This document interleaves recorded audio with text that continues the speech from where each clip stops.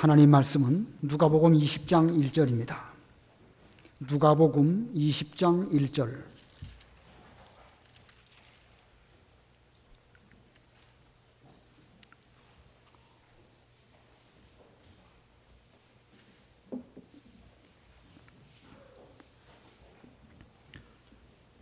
하루는 예수께서 성전에서 백성을 가르치며 복음을 전하시는데 대제사장들과 서기관들이 장로들과 함께 다가와서 말하기를 당신이 무슨 권세로 이것들을 하는지 그리고 이 권세를 당신에게 준 자가 누구인지 우리에게 말하시오 하니 예수께서 그들에게 대답하여 말씀하셨다.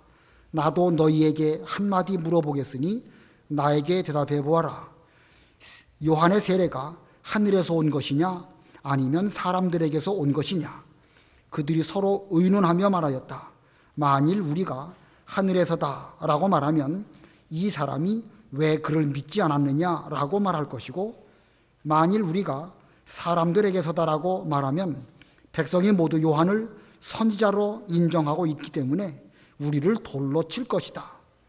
그래서 그들은 어디로서부터인지 알지 못한다고 대답하였다. 그러자 예수께서 그들에게 말씀하시기를 나도 무슨 권세로 이것들을 하는지 너희에게 말하지 않겠다라고 하셨다. 예수께서 백성에게 이 비유를 말씀하시기 시작하셨다. 어떤 사람이 포도원을 만들어서 농부들에게 세를 주고 오랫동안 멀리 떠나 있었다. 때가 되자 주인이 종 하나를 농부들에게 보내어 그들에게 포도원에 소출해서 얼마를 자신에게 바치라고 하였으나 농부들은 그 종을 때린 후에 빈손으로 돌려보냈다. 주인이 다시 다른 종을 보냈으나 그들이 그 종도 때리고 모욕한 후에 빈손으로 돌려보냈다. 주인이 다시 세 번째 종을 보냈으나 그들이 그 종도 상처를 입혀서 내쫓았다. 포도원 주인이 말하였다. 내가 어떻게 할까? 내 사랑하는 아들을 보내야겠다. 아마도 그들이 그는 존경할 것이다. 그러나 농부들은 그를 보고 서로 의논하며 말하기를 이 사람은 상속자이니 우리가 그를 죽이고 그 유산이 우리 것이 되도록 하자 하고 그들이 그를 포도원 밖으로 쫓아내어 죽였다. 그러면 포도원 주인이 그들에게 어떻게 하겠느냐? 그가 와서 이 농부들을 죽이고 그 포도원은 다른 사람들에게 줄 것이다. 백성이 듣고서 그렇게 되지 않기를 바랍니다 라고 말하였다. 예수께서 그들을 보시며 말씀하셨다. 그러면 건축자들이 버린 돌, 그것이 모퉁이 머릿돌이 되었다라고 기록된 이 말씀이 무슨 뜻이냐? 누구든지 그 돌 위에 떨어지는 자는 부스러질 것이며 또 누구에게든지 그것이 떨어지면 그를 가루로 만들 것이다. 서기관들과 대제사장들이 예수께서 이 비유를 말씀하신 것이 자신들에 대한 것인 줄 알았기 때문에 즉시 그분께 손을 대어 잡고자 하였으나 그들이 백성을 두려워하였다. 거기까지 봉독하겠습니다. 지난주 오후 예배 시간에 공과 공부를 못했기 때문에 오늘 공과 공부를 하려고 합니다. 공과 공부의 본문은 여기 26절까지인데 본문이 너무 길기 때문에 뒤에 부분 가이사의 것은 가이사에게 하나님의 것은 하나님에게 하신 그 말씀은 이 시간 좀 생략하려고 합니다. 오늘 여기 예수님께서 성전에서 가르치실 때에 어떤 권세로 가르치시는가? 이 대제사장, 서기관, 장로들이 물었고 거기에 대해서 주님께서 답을 하셨습니다. 어떤 권세로 이런 일을 하셨는가? 예수님에게는 어떤 권세가 있으신가? 이런 면을 대한 질문입니다. 자, 오늘 제목은 그래서 예수님의 권세라는 제목입니다. 우리 예수님께서 예루살렘에 올라가셨는데 한 번도 타본 적이 없는 새끼 나귀를 타시고 예루살렘으로 입성하셨습니다. 이 왕의 면묘를 갖추신 예수님을 향하여 백성들은 호산나 찬송을 부르면서 영광을 하나님께 돌려드렸습니다. 자, 이러한 예수님의 모습, 왕의 권세를 가지시고 예루살렘에 입성하신 그런 모습입니다. 이렇게 왕으로서 예루살렘에 입성하신 예수님께서는 제일 먼저 성전에 가셨고 성전을 보고 우셨으며 그리고 성전을 먼저 정결케 하셨습니다. 그리고 이제 그 19장 끝에 보면 그 성전에서 또한 말씀을 가르치시는 그런 일을 하셨습니다. 성전을 정결케 하셨다. 이것은 제사장의 역할입니다. 구약시대 제사장은 늘 성전을 정결케 하면서 속되고 더러운 것이 하나님의 집에 들어오지 못하도록 잘 지키며 깨끗하게 하는 일, 이것은 구약의 제사장의 권세, 제사장의 직분입니다. 그리고 또 성전에서 가르치셨다. 이건 선지자의 권세라고 할 수가 있겠죠. 가르치는 그 본분은 선지자들에게 있습니다. 물론 제사장들도 때로는 가르치고 왕도 가르칠 수 있지요. 그러나 주도적으로 볼 때에 가르치는 그 면은 선지자의 역할로서 권세를 사용하신 것을 알 수가 있습니다.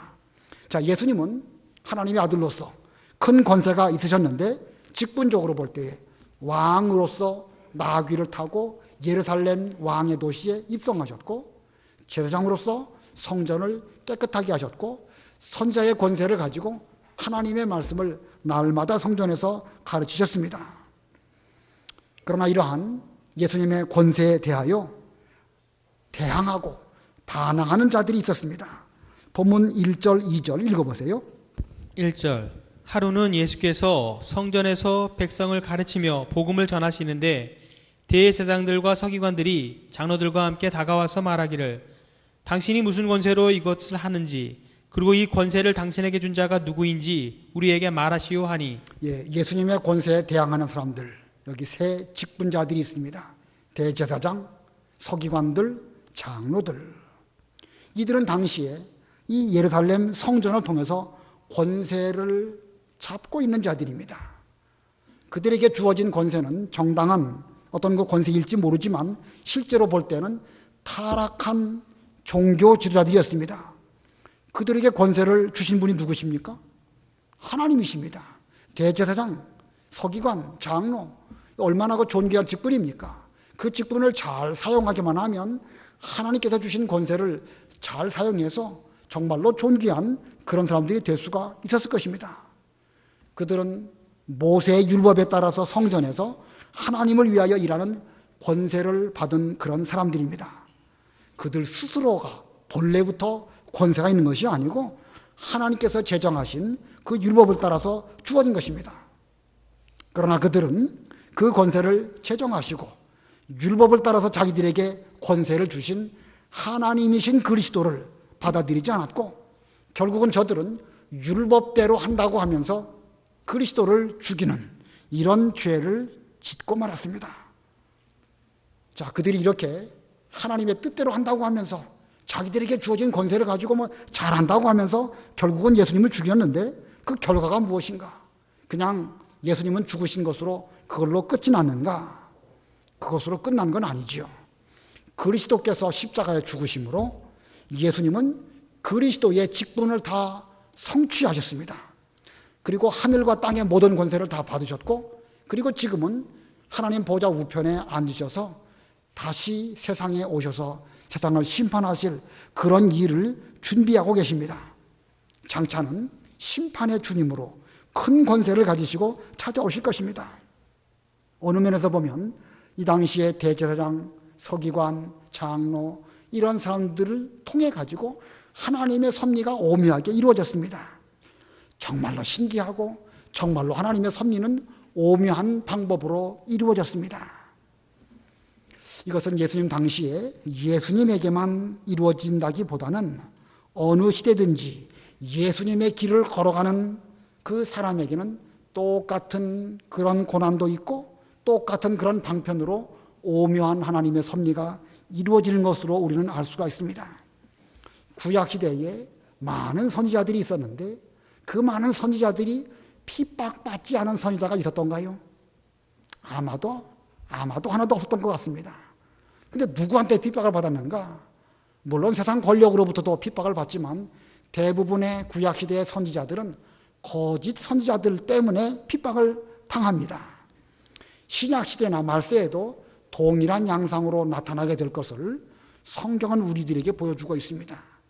요한계시록에도 그 거짓 선지자들이 참 하나님의 사람들을 핍박할 것을 보여주고 있고, 예수님의 여러 비유들 가운데서도 이 거짓 선지자들, 타락한 기독교 지도자들, 이런 사람들 때문에 핍박당할 것을 보여주고 있습니다.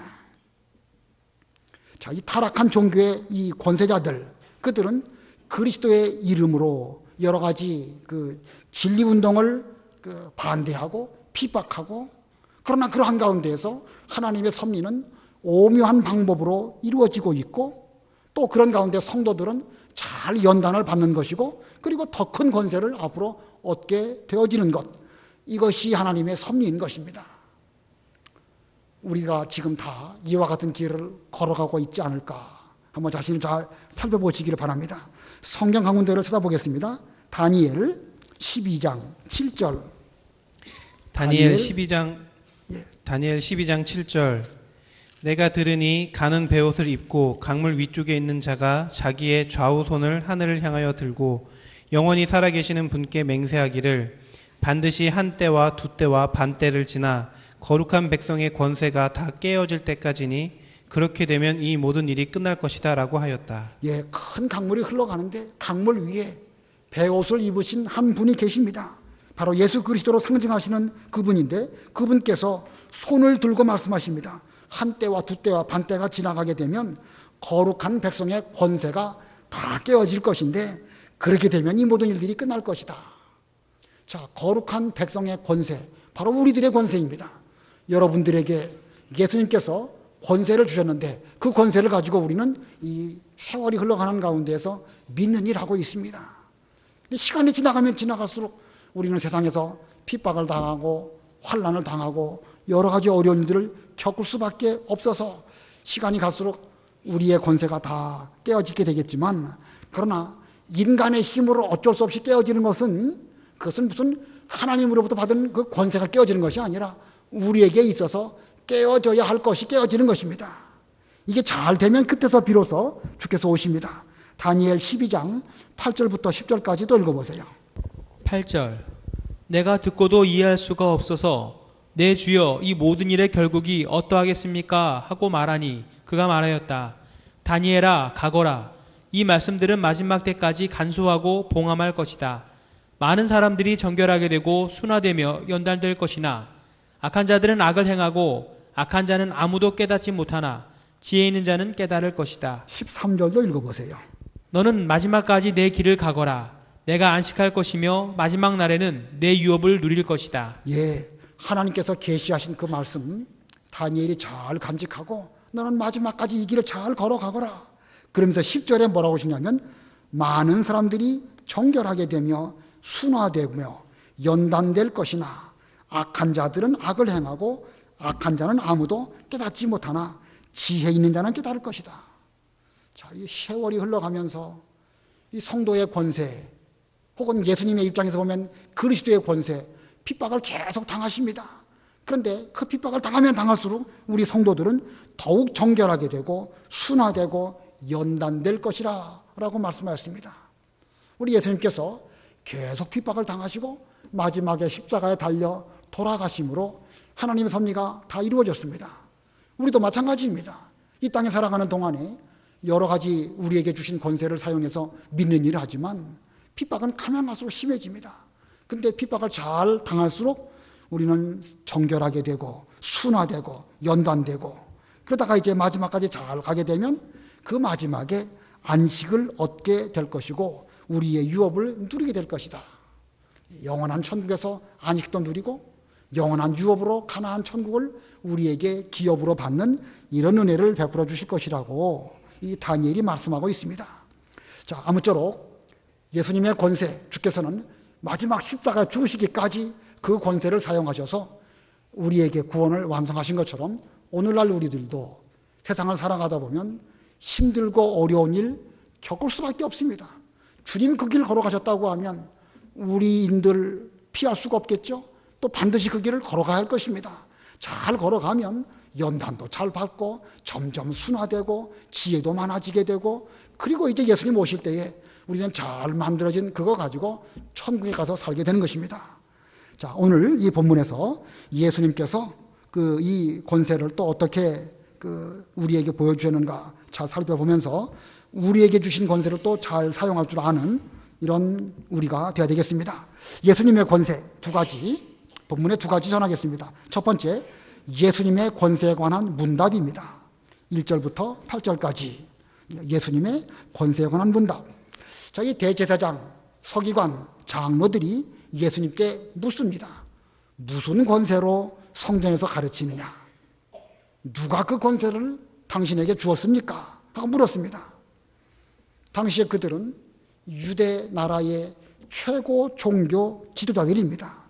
그들의 허락이 없이는 아무도 성전에서 가르칠 수도 없고 어떤 일도 할 수 없는 그런 시대였는데, 우리 예수님께서는 먼저 성전을 정결케 하시고 날마다 성전에서 가르치시는 그런 일을 하셨습니다. 자, 그러다 보니까 그들은 예수님이 하시는 일이 못마땅했습니다.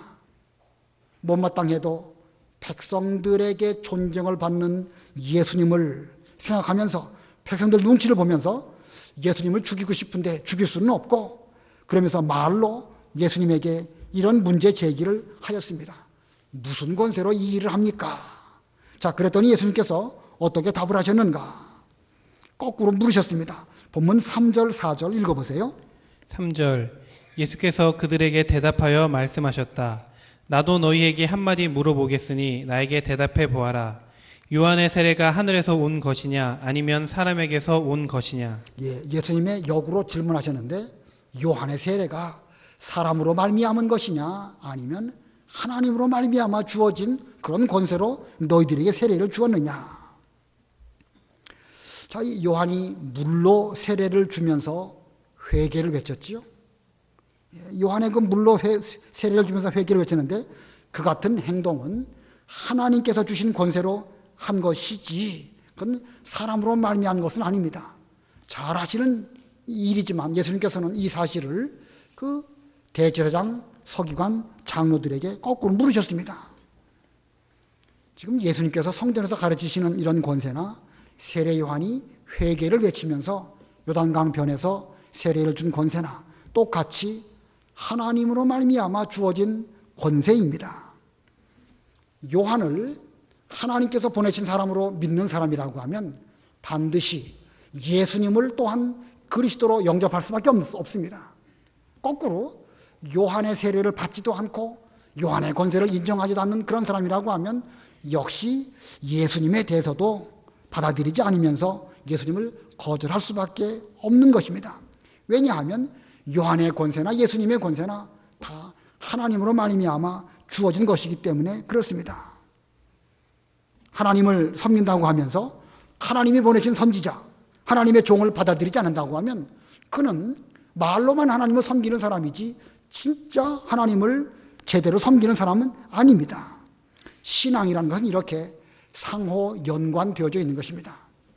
하나님을 잘 섬기는 사람이라고 하면 하나님께서 보내신 선지자 잘 영접할 수밖에 없고, 하나님의 선지자를 잘 영접하고 세례를 받은 사람이라고 하면 역시 예수 그리스도를 구주로 영접할 수밖에 없습니다. 이렇게 일맥상통하여야 이게 올바른 신앙입니다.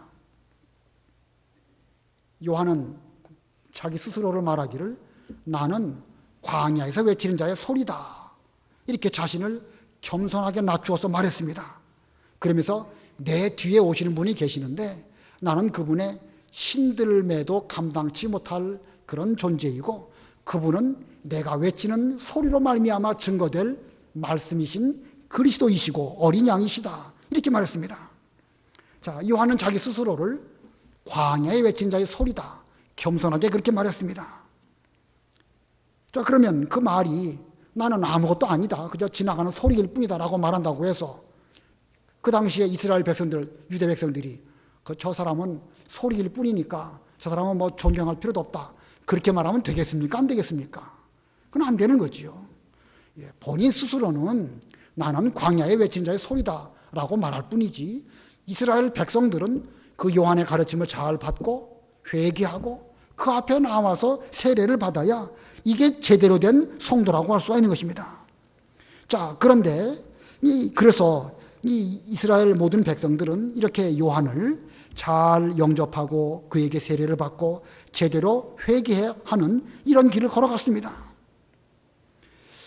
자, 이 하나님의 종인 이 세례 요한을 잘 받아들인 그들은 결국은 요한이 소개한 예수 그리스도를 영접하고 또 예수님을 구주로 믿는 이런 은혜를 받게 되었습니다. 그러나 그에 비하여 그 당시에 타락한 종교 지도자들, 대제사장, 서기관, 장로들, 그들은 어떠했는가? 그들은 요한의 세례도 받아들이지 않았고 결국은 예수 그리스도도 영접하지 않았습니다. 본문 5절, 7절, 5절로 7절 읽어보세요. 5절 그들이 서로 의논하며 말하였다. 만일 우리가 하늘에서다 라고 말하면 이 사람이 왜 그를 믿지 않았느냐 라고 말할 것이고, 만일 우리가 사람들에게서다 라고 말하면 백성이 모두 요한을 선지자로 인정하고 있기 때문에 우리를 돌로 칠 것이다. 그래서 그들은 어디로부터인지 알지 못한다 라고 말하였다. 예, 앞에서 예수님도 참 질문을 멋있게 하셨지만 요 대제사장, 서기관, 장로들도 아주 요리조리 피해가면서 싹 말을 돌렸습니다. 이 요한의 권세가 사람으로부터 왔다라고 말하면 백성들이 돌로 칠 것이고, 요한의 권세가 하나님으로부터 말미암아 왔다라고 말하면 그러면 당신들은 왜 요한을 선지자로 받아들이지 않고 그에게 세례를 받지 않았습니까? 이런 말을 들을 수밖에 없겠죠. 그러니까 그들은 우리는 모르겠어 라고 예수님에게 답을 했습니다. 누구나 다 요한을 하나님이 보내신 선자로 인정하는데 이 분명한 사실도 그들은 끝까지 인정하지 않았습니다. 자, 이것은 하나님을 섬기는 일에 최고의 지위에 있으면서도 하나님을 무시하고 백성들만 두려워한 이런 결과인 것입니다. 괜히 말 잘못했다가 백성들이 돌 들어 치면 어떡하는가? 우리는 그의 권세가 어디서부터 하는지 모르겠습니다. 이게 그들의 쾌율이고 이것이 그들의 위선이고 이것이 그들의 외식입니다. 이 같은 자들에게는 예수님께서 더 이상 말해줄 필요가 없어요. 무슨 말을 해도 그들은 끝까지 이리 핑계 저리 핑계 대면서 받아들이지 않으니까 예수님께서는 더 이상 그들에게 아무 말씀도 하지 않으셨습니다. 8절 읽어보세요. 8절 그러자 예수께서 그들에게 말씀하시기를 나도 무슨 권세로 이것들을 하는지 너희에게 말하지 않겠다라고 하셨다. 예, 이 권세의 눈이 어두워서 양심을 속이는 저들에게 대해서는 주님께서 무슨 말씀을 하셔도 의미가 없습니다. 마치 돼지에게 진주를 던지는 것과 같기 때문에 주님께서는 나도 너희들에게 내가 무슨 권세로 이 일을 하는지 말하지 않겠다, 이렇게 말씀하신 것입니다. 지금 예수님에게 이 질문한 이 사람들은요, 뭐에만 관심이 있냐면 권세에만 관심이 있습니다. 그러나 그들이 말하는 권세는 하늘로부터 오는 하나님의 권세를 말하는 것이 아니라 예수님께서 지금 성전에서 말씀을 가르치시는데 저 권세가 어디서부터 왔는가 하면서 육신적인 인간적인 면에서 권세가 어디서 왔는가 이것만 생각하면서 자기들에게로부터 주지 않은 권세를 가지고 왜 예수님이 성전에서 말씀을 전하는가? 권세의 눈이 어두워서 그들은 양심을 쓰지 않았습니다. 그러다 보니까 귀가 어두워지게 되고 예수님도 알아보지 못하게 되고 예수님께서는 그들에 대해서 더 이상 말씀하실 필요가 없기 때문에 아무 말씀도 하지 않으셨습니다. 자, 우리가 살아가고 있는 이 세상에는요, 하나님으로부터 말미암은 권세도 있고 사람으로 말미암은 권세도 있습니다. 하나님으로부터 말미암아 주신 권세를 아는 사람은 누구를 두려워하겠죠? 당연히 하나님을 두려워합니다. 그러나 하나님으로부터 온 권세를 인정하지 않고 둔한 그런 사람들은 사람으로부터 준 권세만 생각을 하고 그들은 누구만 두려워할 것이냐? 결국은 사람만 두려워할 것입니다. 본문에 나와 있는 대제사장, 서기관들, 장로들, 그들은 백성들만 두려워했습니다.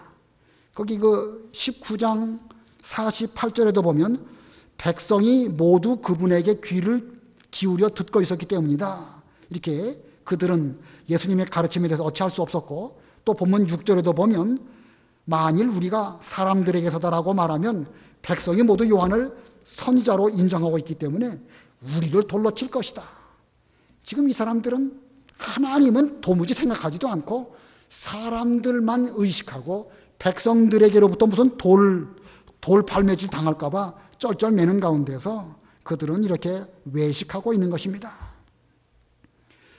이러한 원리는 어느 시대든지 동일합니다. 그러므로 어느 권세가 하나님으로부터 온 것인지 이걸 똑바로 구별하는 거 우리에게는 중요합니다. 세례 요한의 권세가 하나님으로부터 왔는가 사람으로부터 왔는가, 예수님의 권세가 하나님으로부터 왔는가 사람으로부터 왔는가, 이 당시에 타락한 종교 지도자들, 대제사장, 서기관, 장로들이 하는 모든 일들, 그들은 사람을 죽이기도 하고 살리기도 했지만 그들의 그 권세가 어디로부터 왔는가, 이걸 똑바로 분별하여야 우리는 올바른 분별력을 가지고 신앙생활을 제대로 할 수 있는 것입니다. 근데 이게 그걸 분별한다고 하더라도요, 확실한 일이 드러났음에도 불구하고 분별하지 못하는 것이 어리석은 인간들입니다. 왜 그럴까? 왜 양심이 둔해졌을까? 이해관계에 얽혀 있든지 이해득실 관계에 얽혀 있으면 분명한 사실도 스스로 눈을 감고 스스로 귀를 닫는 것이 이게 어리석은 인간들인 것입니다. 아무쪼록 우리는 바른 선택을 해야 됩니다. 우리가 지금부터 2000년 전 이 당시로 돌아가서 우리가 그 자리에 있다고 생각해 봅시다. 우리가 지금 똑바로 선택해갖고 하나님을 제대로 섬길 것이냐, 아니면 망하는 길로 걸어갈 것이냐. 2000년 전의 일이 아니고 사실 지금 우리들의 일일 수도 있습니다. 우리가 분별력이 없다고 하면 잘못된 쪽으로 걸어갈 수도 있는 것이고, 그러면 오히려 우리도 예수님을 십자가에 못 박으라고 외치는 어리석은 자가 될 수도 있는 것입니다. 이 분별력이 얼마나 중요하고 얼마나 우리에게 꼭 필요한 것인가. 우리는 이 바른 선택을 하기 위해서 좀 이 권세의 눈이 어두워지지 말고 양심을 똑바로 쓰고 무슨 이해 득실 관계에 따지지 말고 어느 것이 참이고 어느 것이 거짓이냐 확실하게 알 수 있는 이런 분별력 있는 성도들이 되어야 되겠습니다. 두 번째 대지는 예수님의 권세에 대한 비유입니다. 예수님의 권세에 대한 비유. 예수님께서는 이 대제사장, 서기관들, 장로들에게 더 이상 말씀하지 않으셨습니다. 왜냐하면 그들은 들을 귀가 없기 때문에 그들에게 말해 주어야 의미가 없기 때문에 그렇습니다. 그러나 그렇다고 해서 전혀 말씀을 하지 않으신 것이 아닙니다. 들을 귀 있는 자들이 듣고 깨닫도록 하시려고 한 비유를 통하여 자신의 권세가 어디서부터 왔는가라는 것을 설명해 주셨습니다. 어떤 사람이 포도원이 있었는데 그 포도원을 잘 만들어서 농부들에게 세를 주었고 오랫동안 먼 곳에 가 있었습니다. 이 포도원을 임대해서 거기서 소출을 얻은 농부들은 그 포도원 주인에게 이제 마땅히 바쳐야 할 세를 내야 되는 것입니다. 그래서 포도원 주인은 종들을 보냈습니다. 소출을 얼마 했을 것이니까 거기에 합당하게 나에게 세를 바쳐라. 그러나 그 농부들은 소출 있음에도 불구하고 내지 않고 오히려 종을 때리고 빈손으로 돌려보냈습니다. 그랬더니 또 그 포도원 주인은 두 번째로 또 다른 종을 보냈지만 역시 때리고 빈손으로 보냈습니다. 세 번째까지 그 종을 또 보내는데 세 번째 종은 때리고 상처를 입히고 역시 또 빈손으로 돌려보냈습니다. 이 비유가 무엇을 의미하는지 우리는 잘 알고 있습니다. 구약시대 이스라엘 백성들, 가나안 땅에 그들은 살았는데 그 가나안 땅 거기에서 먹고 살게 하신 그분은 하나님이십니다. 그들이 살았던 가나안 땅 성경을 잘 보면 포도원으로 여러 곳에서 비유하고 있습니다. 이사야 5장, 이사야 27장 거기 보면 이스라엘 백성들이 살고 있던 가나안 땅을 포도원으로 비유하시면서 하나님께서 심히 기름진 언덕에 포도원을 만드시고 거기에 망대를 세우시고 술틀을 만드셨습니다. 그리고 때를 맞추어 물을 주셨고 밤낮으로 지켜주셨고 또 그 찔레와 가시덤불이 포도를 해치지 못하도록 그렇게 해주셨습니다. 그런데 그들은 들포도를 맺힐 뿐만 아니라 하나님의 종, 선지자들을 때리고 상처를 입혔습니다. 그래서 하나님께서는 마지막으로 하나님의 아들 독생 성자 예수님을 그들에게 보내시면서 내 아들에 대해서만큼은 저들이 때리지 아니하고 잘 대접하지 않을까, 이런 마음가짐으로 하나님께서는 예수 그리스도를 보내셨습니다. 자, 그런데 이러한 비유 가운데 나타나 있는 예수님의 권세가 무엇일까? 이 비유 가운데 나타나 있는 예수님의 권세, 여기 세 가지 소지를 말씀을 드리겠습니다. 그 중에 첫 번째는 예수님에게는 하나님의 아들의 권세가 있으십니다. 하나님의 아들의 권세. 본문 13절로 15절 읽어보세요. 13절 포도원 주인이 말하였다. 내가 어떻게 할까? 내 사랑하는 아들을 보내야겠다. 아마도 그들이 그는 존경할 것이다. 그러나 농부들은 그를 보고 서로 의논하여 말하기를 이 사람은 상속자이니 우리가 그를 죽이고 그 유산이 우리 것이 되도록 하자 하고 그들이 그를 포도원 밖으로 쫓아내어 죽였다. 그러면 포도원 주인이 그들에게 어떻게 하겠느냐? 예. 자, 포도원 주인이신 하나님께서 내 사랑하는 아들 독생자 예수님을 하나님의 백성들에게 보내셨습니다. 하지만 농부로 비유되는 저들은 이 자기들의 포도원으로 알았습니다. 본래는 하나님의 것이었지만 사실은 하나님의 것인 것을 그들은 자기 것으로 삼으려고 예수님을 십자가에 못 박아 죽였습니다. 성전의 주인은 예수님이시고 주인이신 예수님께서 오셔가지고 지금 성전도 정결케 하시고 말씀도 가르치셨습니다. 근데 그들은 예수님을 인정하지 않는 거예요. 무슨 권세로 여기서 성도들, 사람들을 가르치나 하면서 예수님의 권세를 배척을 했습니다. 그들은 왜 그랬는가? 자기 건 줄 알고 그 성전을 자기 거 삼으려고 그들은 이 성전의 주인이신 예수님을 배척을 했던 것입니다. 자, 이 포도원 주인의 아들, 이제 포도원 주인의 아들을 결국은 이 농부들이 죽였는데 이렇게 되니까 포도원 주인께서 어떻게 하실까? 더 이상 그들에게 자비를 베풀 수가 없습니다. 본문 16절 읽어보세요. 16절 그가 와서 이 농부들을 죽이고 그 포도원은 다른 사람들에게 줄 것이다. 백성이 듣고서 그렇게 되지 않기를 바랍니다 라고 말하였다. 예, 예수님의 비유 가운데 이제 포도원 주인께서는 결국은 그 농부들을 와서 죽일 수밖에 없지 않겠느냐. 저렇게 종들을 보내고 또 보냈음에도 불구하고 계속 말 듣지 않고 내야 할 세를 내지 않는 저들은 죽어 마땅하지 않느냐. 주께서 그렇게 비유로 말씀하시니까 주님의 비유를 듣고 있던 그 백성들은 16절 하반절에 뭐라고 말하고 있죠? 그렇게 되지 않기를 바랍니다. 참 좋은 말씀, 뭔가 의미 있는 말씀을 하고 계시지만 그 무섭게 그 결말이 되는 것을 주의 말씀을 듣고 있던 그 사람들은 그렇게 되지 않기를 바랍니다 라고 말했습니다. 자, 이것은 일반적인 생각이죠.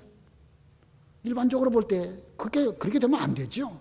세금 따박따박 잘 내고 아들 보냈으면 그 아들을 잘 영접하고 그리고 앞으로도 좋은 관계를 맺어야 그 농부들이 올바른 관계이지만 그렇지만 하나님의 아들을 결국은 이 유대인들은 죽이고 말았습니다. 그래서 지난 그 앞부분에서 예수님께서 성전을 대하여 우시면서 돌 위에 돌 하나도 남지 않을 것이다 라고 예언하신 말씀처럼 결국 성전은 다 무너지게 되었고 예루살렘은 다 무너져서 그 백성들은 세계 도처에 흩어지게 되었던 것입니다. 예수님의 비유 가운데 나타나고 있는 이 말씀은 실제로 역사적으로 이루어졌습니다. 역사적인 이 사실이 우리들에게 무엇을 교훈하고 있는가? 오늘날 적어도 우리만큼은 그렇게 되지 않아야 되는데 이게 그렇게 되지 않는다고 하지만 우리도 어두워지고 그 들을 귀가 없다고 하면 나도 모르는 사이에 캄캄하게 그 길을 걸어가면서도 내가 지금 어디를 걸어가고 있는지도 모를 수도 있는 것입니다. 역사는 반복되는 것이고 성경이 말씀은 오늘날 우리에게 주신 말씀일진데 나는 그렇지 아니한가 살펴볼 수 있는 이런 우리가 되어야 됩니다. 하나님의 아들께서 우리에게 권세를 가지고 찾아오셨는데 우리가 그 아들을 십자가에 못 박는 그런 짓을 오늘날 나는 하고 있지 않은가 자신의 모습을 살펴볼 수 있는 그런 우리가 되어야 되겠습니다. 그다음에 두 번째 소지로 비유에 나타난 예수님의 권세 두 번째 교회의 모퉁이 돌이 되시는 권세입니다.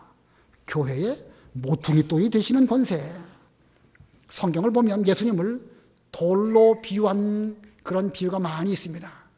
이스라엘 백성들이 광야를 지나갈 때에 무리바에서 그 반석을 통하여 생수를 얻었습니다. 그 반석은 곧 예수 그리스도시다. 다니엘에 보면 느부갓네살 왕이 꿈을 꾸었는데 신상을 보게 되었죠. 그 신상 머리는 금이고 또 은이고 노시고 그런데 어디에서 갑자기 뜨인 돌 하나가 나타나가지고 그 신상을 치니까 그 신상이 산산이 부서지게 되었다. 예, 이 바벨론의 인본주의는 참 신이신 예수님으로 말미암아 이제 완전히 다 쪼개지고 박살이 날 것을 보여주었습니다. 거기서 말하는 뜨인 돌, 바로 예수님을 상징하는 것입니다. 오늘 본문에도 예수님께서는 시편 118편을 인용하셔서 자신을 돌로 비유하셨습니다. 본문 17절 우리 다 같이 합독하겠습니다. 17절 시작. 예수께서 그들을 보시며 말씀하셨다. 그러면 건축자들이 버린 돌, 그것이 모퉁이 머릿돌이 되었다 라고 기록된 이 말씀이 무슨 뜻이냐? 포도원 주인이 오셔서 이제 그 농부들을 다 죽일 것이다 이렇게 말씀하였을 때에 그 백성들은 그렇게 되지 않기를 바랍니다. 그런 비극이 우리 가운데 일어나지 않기를 바랍니다 라고 말하니까 주께서 말씀하시기를 건축자들이 버린 그 모퉁이 돌, 그 모퉁이 돌이 이제 그 18절에서 이건 제가 미리 말해버렸네요. 예. 자, 그 돌 위에 떨어지고 부서지고 다 심판을 받게 된다고 했는데 이게 무슨 뜻이냐 이렇게 물으셨습니다. 자, 그런데 그 17절, 18절 가운데에서 먼저 17절만 해석을 하면 우리 예수님을 건축자들로부터 버림을 당했지만 모퉁이 돌이 되셨다라고 말씀하고 있습니다. 여기서 말하는 건축자들, 그들은 이 건물을 짓는 전문가들입니다. 본문으로 돌아가 말한다고 하면 대제사장, 서기관, 장로들입니다. 그러나 그들은 예수님을 쓸모없는 돌로 여기고 버렸습니다. 버렸는데 버린 그 돌이 뭐가 됐습니까? 모퉁이 돌이 되었다. 모퉁이 돌. 옛날 건축법은 건물을 지을 때에 코너에다가 모퉁이에다가 큰 돌을 갖다 놓고 그 돌 의지에서 돌 하나 또 돌 하나 이렇게 붙여가지고 든든하게 건물이 세워져 나아가도록 그렇게 건물을 지었습니다. 그 모퉁이 돌, 가장 요긴하고 핵심이 되는 그런 돌이지요. 그래서 모퉁이 돌을 영어로 코너에 둔다 그래가지고 코너 스톤이라고 합니다. 코너 스톤. 우리 예수님은 바로 이 모퉁이 돌이십니다. 교회의 모퉁이 돌이세요. 그래서 우리 모두는 다 예수님을 의지해서 하나님의 교회를 세워나가고 있는 하나하나의 돌들입니다. 우리 모든 권세는 누구로부터 말미암아 주어진 것이죠? 예수님으로 주어진 거예요. 모퉁이 돌이신 예수님을 의지함으로 그 권세가 우리에게 와가지고 우리가 이렇게 목사도 되고 장로도 되고 집사도 되고 성도가 되어가지고 하나님의 교회를 세워나가는 이런 일을 하고 있는 것입니다. 자, 우리 예수님에게는 이렇게 교회의 모퉁이 돌이 되는 그런 권세가 있습니다. 그 예수님을 잘 의지하는 사람, 교회의 요긴한 그런 존재가 되어줘서 하나님의 일에 귀하게 쓰임받습니다. 에베소 2장 20절로 22절 읽어보세요. 에베소 2장 20절로 22절. 20절. 너희는 사도들과 선지자들의 터위에 세우심을 받은 자들이며 그리스도 예수께서 친히 모퉁이 돌이 되셨다. 그 안에서 건물마다 서로 연결되어 주님 안에서 함께 성전이 되어가고 너희도 성령 안에서 하나님의 거하실 처소가 되기 위하여 그 안에서 함께 지어져 가고 있다. 예, 예수님이 모퉁이 돌이 되셨고 21절에 그 안에서 건물마다 서로 연결되어, 이 건물이라고 했지만 뭐 교회와 교회를 의미하기도 하고 돌과 돌들이 쭉 서로 연결되어 가지고 서로 이렇게 연결되어서 함께 성전으로 지어져 가고 있습니다. 지금 현재 이렇게 하나님의 교회가 이 모퉁이 돌 의지에서 세워져 나아가고 있는 것입니다. 아무쪼록 우리 모두는 예수님의 권세를 잘 의지해서 하나님의 교회를 잘 세워나가는 이런 우리가 되어야 되겠습니다. 세 번째, 본문 비유에 나타난 예수님의 권세의 세 번째는요, 심판하시는 권세입니다. 심판하시는 권세. 아까 말씀을 드리다가 말하는데 백성들은 그 무서운 심판이 우리에게 일어나지 않기를 바랍니다 라고 말했죠. 그랬더니 예수님께서 그 시편 118편을 인용하시면서 그렇다고 하면 건축자들이 버린 모퉁이 돌이 나중에는 거치는 돌과 부딪히는 반석이 된다는 그 말씀이 무슨 뜻이냐 하고 물으신 것입니다. 본문 18절 19절 읽어보세요. 18절. 누구든지 그 돌 위에 떨어지는 자는 부스러질 것이며 또 누구에게든지 그것이 떨어지면 그를 가루로 만들 것이다. 서기관들과 대제사장들이 예수께서 이 비유를 말씀하신 것이 자신들에 대한 것인 줄 알았기 때문에 즉시 그분께 손을 대어 잡고자 하였으나 그들이 백성을 두려워하였다. 예. 자, 이 모퉁이 돌, 예수님. 이 예수님의 권세는 교회를 세우시는 구세주, 예, 교회의 머리, 모퉁이 돌이 되시는 그런 권세도 있지만 또 다른 한편으로는요, 심판자의 권세도 있습니다. 이 돌이신 예수님을 의지하지 않고 거기에 부딪히고 거치고 말 안 듣고 그렇게 되면 결국은 그들은 다 부서지고 깨져서 가루가 될 것이라 라고 말씀하셨습니다. 누구든지 그 돌 위에 떨어지는 자는 부스러질 것이며 또 누구에게든지 그것이 떨어지면 그를 가루로 만들 것이다. 결국은 대제사장, 서기관, 장로들, 그들은 예수님을 배척하고 버렸습니다. 그들은 이 심판의 돌이신 예수님의 심판 결코 피할 수 없습니다. 그러나 아직까지는 예수님의 심판이 나타나지 아니한 때입니다. 그렇기 때문에 이제라도 회개하고 돌이킨다고 하면 얼마든지 구원을 받을 수 있겠지요. 그러나 본문에 나와 있는 이들은 이 비유의 말씀이 자신들을 두고 하는 말씀인 줄을 알고 예수님을 잡고자 했지만 그들은 이 백성들이 두려워서 차마 그 일을 못했습니다. 그러나 반드시 때가 되면 무서운 심판이 예수님으로 말미암아 이루어질 것입니다. 성경 한 군데 보겠습니다. 베드로전서 2장 6절로 8절 읽어보세요. 6절. 이는 성경에 기록되어 있으니 보아라, 내가 택한 보배롭고 요긴한 모퉁이 돌을 시온에 두니 그분을 믿는 자는 결탄코 부끄러움을 당하지 않을 것이다 라고 하였다. 그러므로 믿는 너희에게는 보배이라 믿지 않는 자들에게는 건축자들이 버린 그 돌이 모퉁이의 머릿돌이 되었다 하였고 또한 걸린 돌과 걸려 넘어지게 하는 바위가 되었다 라고 하였다. 그들은 말씀에 순종하지 않아 넘어지는데 이는 그들이 그렇게 되도록 정하여진 것이다. 예, 예수님은 모퉁이 돌이시기도 하고 또 걸림돌과 걸려 넘어지게 하는 바위가 되시기도 하는 것입니다. 믿느냐 믿지 않느냐 거기에 의해 가지고 믿는 자에게는 그 믿고 의지함으로 그 권세가 우리에게 주어져서 교회를 잘 세우는 이런 권세를 우리에게 주게 되는 것이고 또 믿지 않고 거치고 부딪히고 그렇다고 하면 그는 결국은 걸려 넘어질 수밖에 없고 심판을 받게 될 수밖에 없습니다. 자, 오늘 예수님의 권세에 대해서 배웠습니다. 예수님의 권세. 구약시대 이스라엘 백성들 포도원에 살고 있는 농부와 같은데 신약시대의 우리들도 하나님의 포도원에 살고 있는 농부와 같습니다. 우리에게 주어진 이 포도원, 교회 모든 것들 하나님의 것이고 예수 그리스도로 말미암아 우리에게 주어졌습니다. 이 모든 것들을 내 것으로 삼아가지고 마음대로 한다고 하면 이것은 구약시대의 이스라엘 백성들이 하나님을 제대로 믿지 못하고 세례 요한도 배척하고 예수님도 배척한 것과 다를 바가 없습니다. 이 모든 것들을 내 것으로 삼지 말고 정당하게 드려야 할 새, 본문에서는 새로 비유하였지만 이 모든 것이 하나님의 것인 줄 알고 영광도 하나님께 돌려드리고 또 우리 예수님을 잘 섬기고 모시는 이런 우리가 되어야 할 것입니다.